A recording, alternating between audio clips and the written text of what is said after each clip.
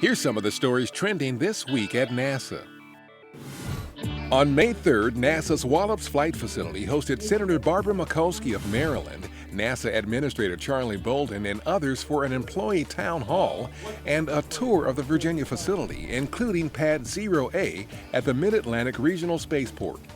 Preparations are underway there to conduct an engine test of orbital ATK's Antares rocket in anticipation of returning Antares to flight operations this summer following a launch mishap in 2014. The medium-class launch facility provides NASA the capability to launch orbital ATK's Antares and Cygnus spacecraft on resupply missions to the International Space Station. NASA and its International Space Station partners have announced the crews for missions to the station in 2017. They include 2 NASA astronauts. Scott Tingle will launch in September 2017 on his first spaceflight as part of the station's Expedition 53 crew. 2 months later, the launch of Expedition 54 will mark the start of the second spaceflight for veteran astronaut Randy Bresnik. His first was November 2009 aboard Space Shuttle Atlantis on STS-129.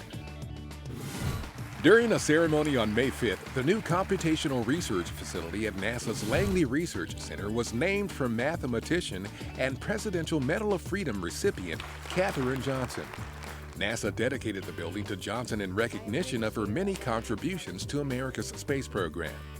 Johnson worked at Langley from 1953 until her retirement in 1986, beginning as a research mathematician as part of a group of women hired to perform mathematical calculations by hand for engineers.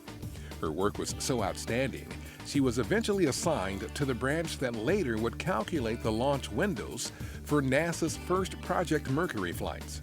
Her notable accomplishments include computation by hand of the launch window and trajectory for Alan Shepard's maiden space voyage aboard Freedom 7 in 1961, and verification also by hand of calculations made by the first computers for John Glenn's history-making orbit around the Earth in 1962.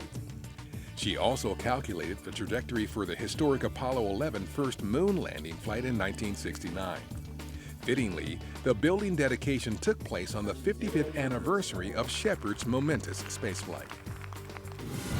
The planet Mercury's May 9th transit of the Sun is a relatively rare celestial event, with Mercury passing between Earth and the Sun only about 13 times a century, most recently in 2006.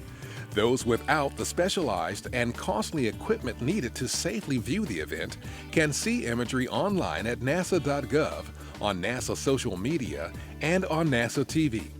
Mercury will appear as a small black dot as it crosses the edge of the Sun and into view at about 7:12 a.m. Eastern Daylight Time.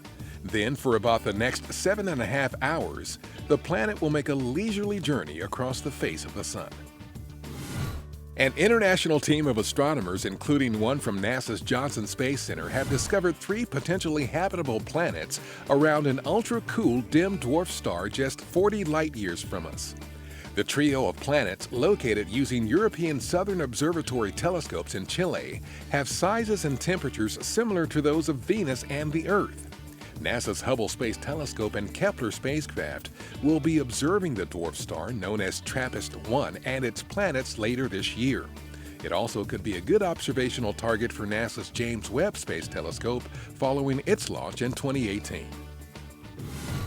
As part of the integration and testing of the Webb telescope, engineers at NASA's Goddard Space Flight Center in Greenbelt, Maryland, recently removed the protective covers from the telescope's primary gold-coated mirror for the first time since it was installed.